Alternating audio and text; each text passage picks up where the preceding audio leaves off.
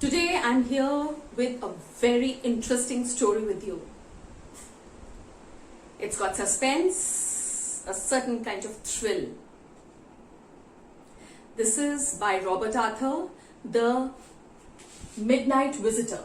This is for class 10 from the book Footprints Without Feet. This is the third chapter. Now in this story, there are only three main characters. Two are the secret agents, Eusebel and Max, and Fowler. The third character is Fowler. He's a writer. You know, when we read about secret agents, we all have seen so many movies of James Bond and many others, We imagine, a certain kind of imagination whenever we are hearing to someone. We have a certain kind of imagination for these secret agents. Tall, handsome, smart men with a good physique, well-built body, We all imagine secret agents to be of this sort. Fowler planned, Fowler was a writer. Fowler, these writers, they need a certain plot to write a story on.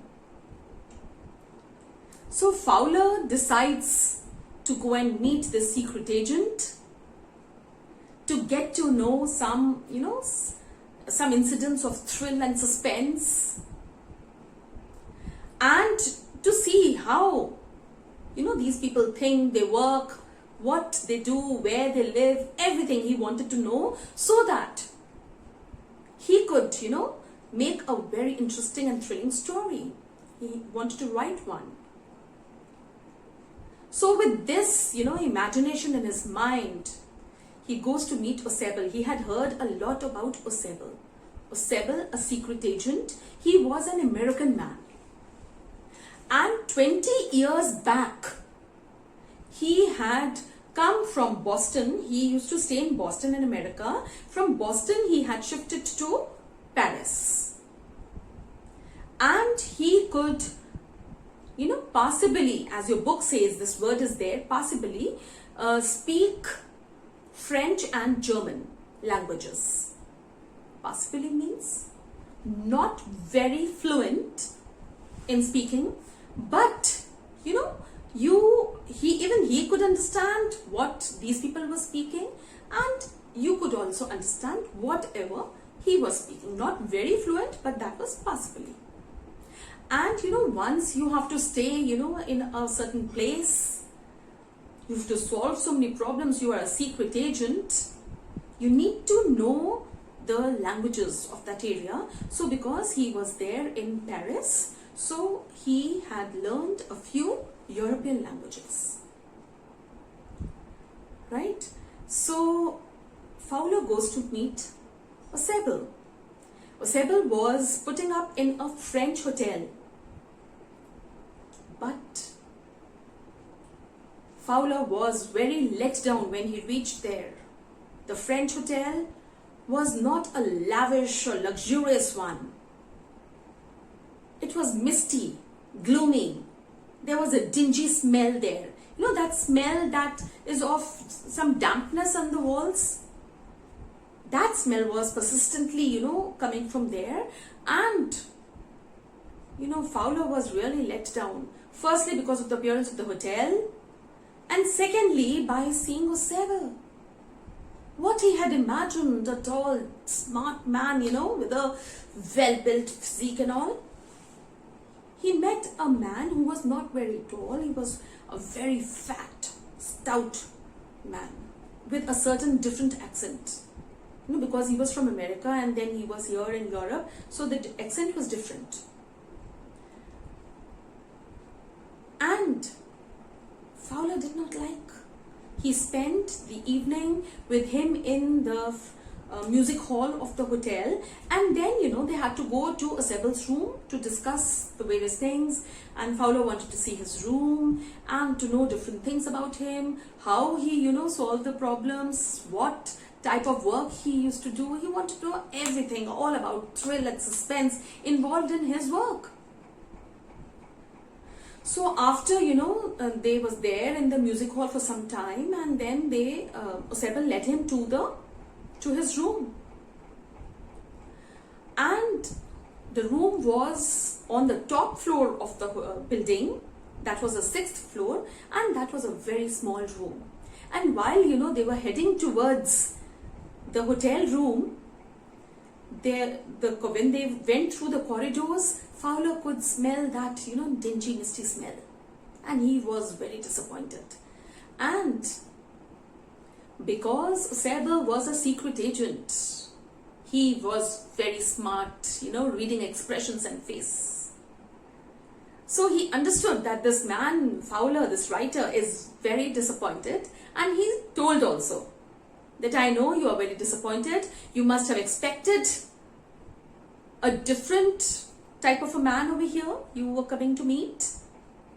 Moreover, they were there in the music hall. So he said, you must have expected, those beautiful ladies in black gowns, coming and slipping chits into their pockets or very secretly into their hands. But nothing of that sort had happened. We see all these in movies. To make the movie interesting, it is there. So he says, you must be very disappointed because you did not get any of this. And moreover, this hotel. So he said, but, this man, as he said that you must have expected, ladies coming and slipping chits into the hands, very secretly. He had only received a call, and that also over the telephone. Nothing of that secretive kinds. So, but he said that, I know you're very disappointed because of all this, but cheer up, my man. There's something nice coming up. And then he tells that he was expecting a report to come. A report that was going to save many men and women. So he was a secret agent working, for some firm or for the government. It's not mentioned here. And so, these spies and espionages, they work very secretly. You don't come to know what they are doing. So he says there's a report going to come, and cheer up, you'll get some thrill there. And when he says this, he turns on the key of the room and moves aside, and lets the guest move in first. So Fowler moves in, and Osebel enters along with him, closes the door and switches on the light. And as soon as he switches on the light, he gets shocked. Why? Because already there was someone there in the room.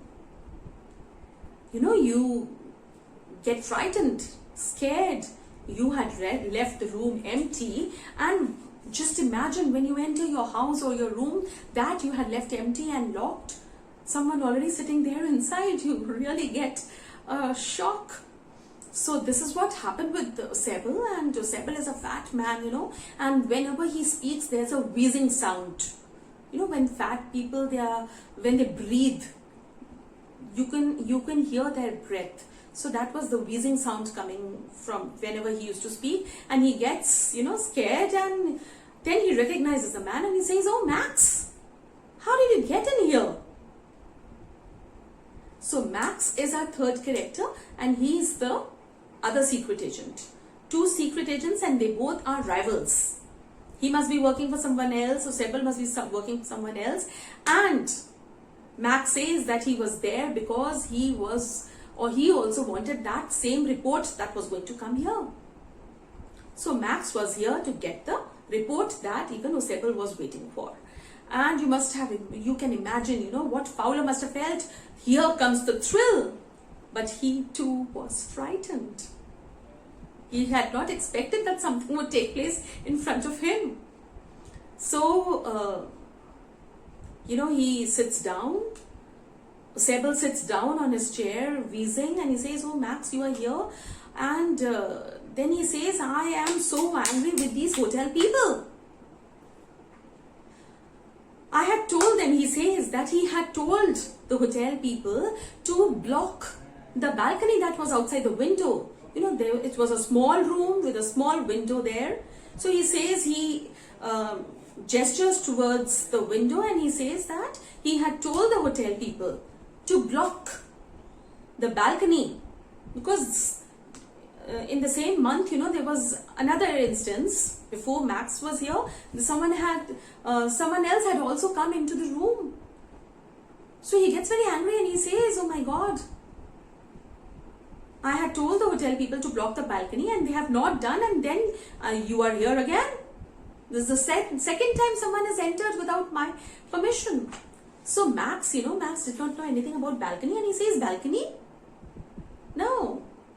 He says, I came using the pass key. What is a pass key? P-A-S-S-K-E-Y. Pass key. Pass key is the master key. So, with great difficulty, he must have gone, he must have either stolen the pass key, or, he must have done something. Maybe he must have bribed someone to get the pass key. Pass key is the master key which opens all the doors. Or he went and he got one maid to enter his room. So he said, oh, I didn't know about the balcony, but I have come from using the pass key. So then, he goes on to tell Fowler, or Sebel, he goes on to say, there's a balcony. I thought, oh, you have used the pass key. I thought you have come through the balcony because, there's a balcony there. And he goes on to say that, this room was a bigger room. There was a larger room previously. And now it has been divided into two. That part, the one which is not with the Sebel, was the living room which had the balcony. And that balcony extended towards, just under the window of Sebel's room. So that balcony, that it extended there and there was a window there. So he said, oh, I thought this Max had come through the balcony. And he also said, I had told the hotel people to block this balcony because there was another instance when someone else was here just this month. So then he tells about the balcony, and Max, goes on to say that no, he had used the pass key and there was no balcony. And then he sees that Fowler is standing, just very frightened next to Sebel. So he tells, you sit down, you can sit, he has a gun with him to threaten these two. Nothing else he had. Only, when they had entered, this Max was standing with, at the gun point towards the door. So when these two had entered, they had got frightened. And Sebel sat down and told about the balcony. So then, with the gun in his hand, he told Fowler also that you can also sit because we still have half an hour for the report to come that I am waiting for. And so, Sebel and then Max talk to each other. And Sebel says that, how come you came to know about the report? So he said, I'm waiting for that report for such a long time. That is, giving, that report is all about some missiles.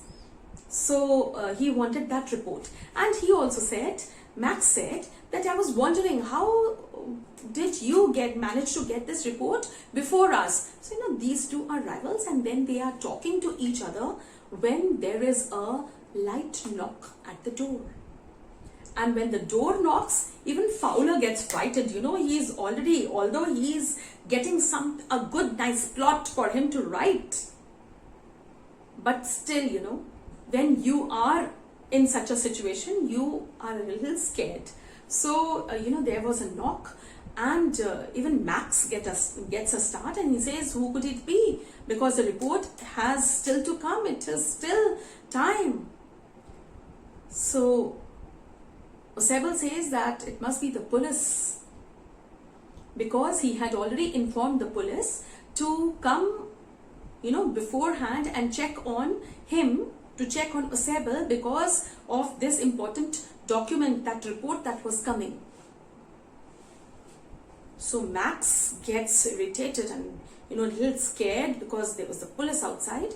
So he says, you see, I am here just, you told me about the balcony, so I'm going through the window to the balcony and I'm standing there with this gun at you.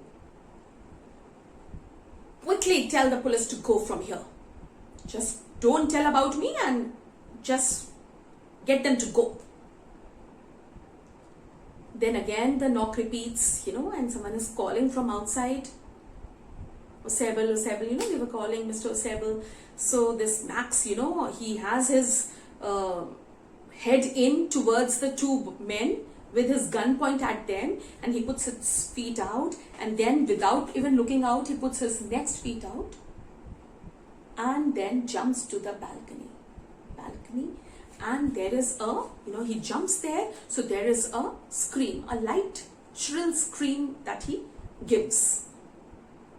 Fowler quickly opens, Osebel tells him to open the door. Fowler opens the door, and there the waiter was standing with a tray and a bottle and 2 glasses. So he comes in and he says, sir, you had ordered this, so I have brought this. And he keeps and goes off, and Fowler was shocked. Fowler said, you said it was the police. Where is the police? So Osebel said, there's no police. I just said that way. So he said, oh, Max is there at the balcony. He said, no, he's not there, and he won't come because there is no balcony at all. So that means Max jumped from the window of the 6th floor room, and he must have either died or severely, badly wounded. So, we should never go on appearances. Fowler was shocked, and then he realized, oh my, such a great presence of mind.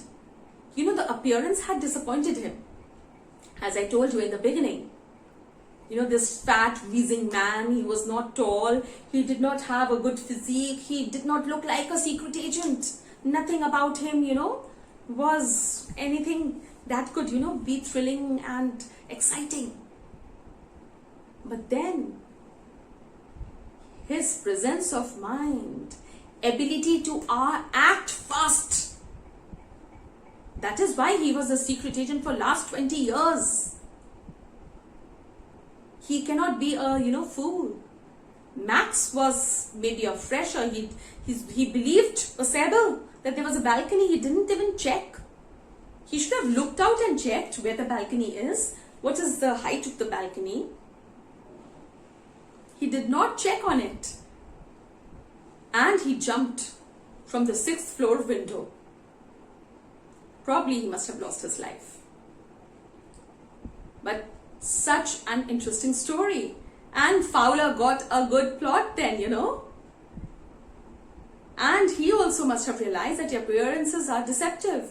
The person who appears as he is, he was not at all good looking, smart, well-built, good physique man.